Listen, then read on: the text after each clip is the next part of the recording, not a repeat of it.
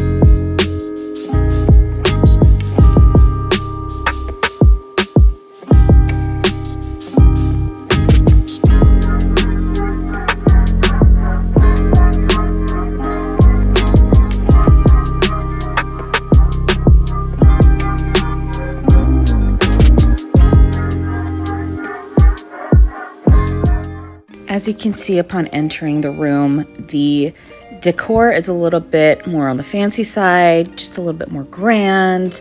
It is the same layout though, some of the same materials. The colors are just a lot warmer as opposed to the Palazzo where there's a lot of blues and cool color tones. Here there's some golds, reds, warmer woods. You can see the separating area between the bed and the living space. There is a wrought iron rail, where in the Palazzo there's kind of like this pony wall or a half wall separating the two areas. There is a view outside of our window that was not on the pleasant side to see because it was pretty much the HVAC on the rooftop on the lower level, so you didn't need to see that. But yes, as you can see from the living space, the entry and bed area, it's a little bit more fancy. So if this is your cup of tea, then great.